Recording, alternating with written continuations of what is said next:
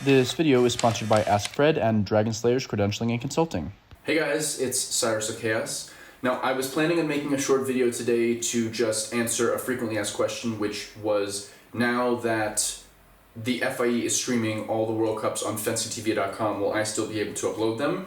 And the short answer to that question is no, I will not. The longer answer to that question and the why behind it is, after the FIE had World Championships, I would say like a week later, when I realized that they were not going to be uploading anything separate, like separate cut up, watchable, searchable, I decided I would cut up the videos from the first day and upload them. So I did that with the podium from the first day, and the next morning I woke up and I had a copyright strike on the final. Now, a copyright strike is pretty serious. It's not like they tell you you have commercially used content in here, which usually just means that it's unavailable to be monetized or not visible in certain parts of the world, and those things are picked up by the algorithm when the video is processed. Copyright strikes have to be submitted by the original owner, and I have tried to get permission to upload videos from all of the pages that I use, but the FIE has just never responded to my request to do so.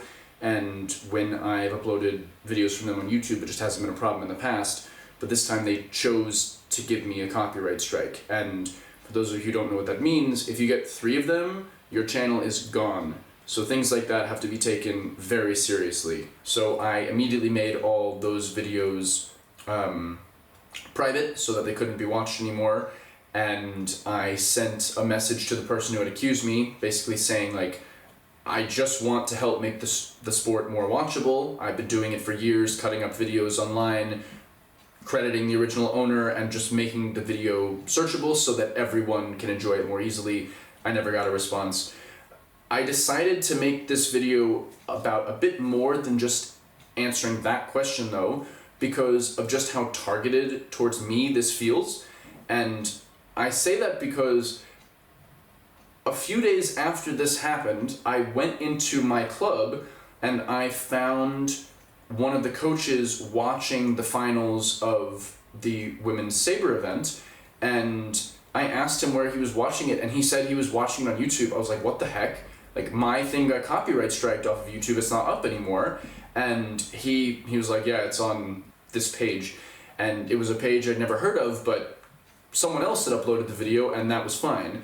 And when I've looked on YouTube, several other pages have actually uploaded footage, not just from World Championships, but from fencingtv.com, and have not had them taken down. Like, to date, the video that he was watching is still up at the making of this video, and it's a little frustrating that I'm being singled out specifically for this stuff when, like, my goal is just to make the fencing more watchable for everybody. And that's not the only time in the last year the FIE has singled me out. Many of you probably know, and I've posted about this several times, the FIE has restricted me on Instagram and hidden their story from me. So sometimes people will send me a story from the FIE wanting my opinion of it, and it will just say, like, this content is unavailable. When I comment on something, it looks to me like I've posted, but no one else apparently can see the comment that I've made. So, like, that is a little bit targeted, but there have been other incidents in the last years, the last season as well. For example, I'm going to intentionally obscure details on when, where, and what for these things, because I don't want to get anyone involved in trouble or put them into a bad situation. But as rough and rocky as my relationship with the FIE right now seems to be, I've actually done things with them in various settings several different times. So someone from the FIE actually called me and told me they had a task that needed to be done on short notice, in person, far away, and it would take several days to do it.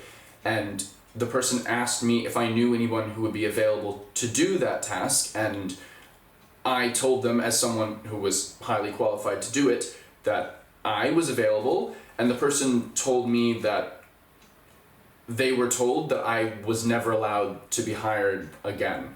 And I asked why, and this person told me, you can probably figure out the reason, but anyway, do you know someone who could do this? So that was one example.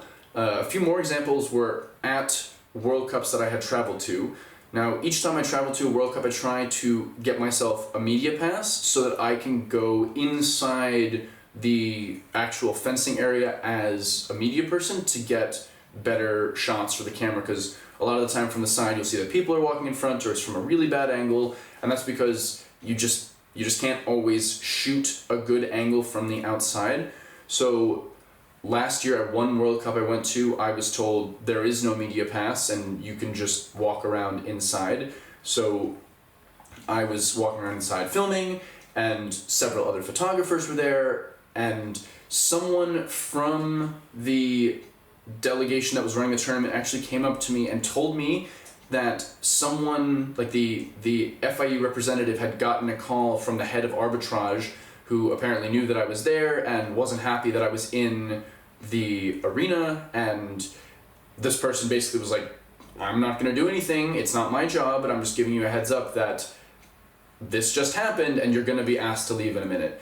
So in the middle of filming one of my matches, like I paused it at the 1 minute break, and someone came up to me and told me that I was not allowed in that area to do what I was doing, basically. And there was a person next to me at the time, and I was told to leave, but the person standing next to me was not. And after I got kicked out, that person who didn't get kicked out basically was like, I don't understand why you just got kicked out and I didn't. It's like, I mean, your guess is as good as mine. We both know the answer, but it was interesting that basically I was told you can't do media in this area, and there was a person doing media literally right next to me. Another thing that happened was at a World Cup that I actually did have a media pass for, the FIE representative, who I know quite well, came up to me and like while I was filming, same thing, like I paused during the 1 minute break, and he came up to me and told me, you're not allowed to be in this area. I was like, I have a media pass, and he's like, I know, I've been told that you have to leave this area anyway. And he basically was very nice about it. He was like, you can still film from outside, but the FIE has told me specifically you're not allowed to be in this area. And the last thing that happened along the same line of these kind of things is at the World University Games, which is not an FIE run event, I applied for a media pass officially, like through official channels on the FISU World Games website, and I got a media pass. The pass said photo, but every media pass said photo. And again, I was inside, I was recording, and between matches, some volunteer came up to me and told me that a person from the administration had told me that I was filming with a photo pass and I was not allowed to be here because I was not taking photos, I was taking videos. I told her that this is the only pass that was available on the website. I told them that I was doing video, and they said this is the correct media pass for this and a photo pass will be fine. And she told me, like, I'm not the one who's making this decision. Someone from up there told me to tell you this, and I asked who it was. The person didn't know the person's name, couldn't find this person at the time, and basically I was just told that I had to leave. So if they were enforcing this stuff evenly, then I wouldn't be so annoyed about it. Like at the thing where I was told that I had to leave, if the person next to me had also been told that he had to leave because nobody was allowed in there, I mean, it's hard to argue with that. If every single video from fencingtv.com was being copyright striked, again, I'd be okay with that. But if you go search videos right now, I'm not going to tell you what to search or where to search them, but if you try to find certain videos of like finals or something, you will be able to find them on YouTube, but you will not be able to find them on my channel because I got a copyright strike for them already. And it feels very targeted, and the fact that the FIE is mad at me for speaking up about the problems that we have in our sport is incredibly childish, in my opinion. Instead of shooting the messenger here, why not try to just clean up the issues that we all know exist and don't take it out on the person who's bringing them up? So, rant over, but the short answer to the question, will I be posting videos from fencingtv.com, is no, I will not.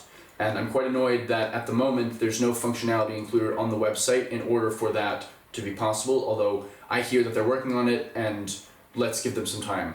But it's disappointing that this kind of petty childish behavior is just harming the fencing community in general by not allowing me to make videos in a way that are more searchable. Anyway, thanks for watching.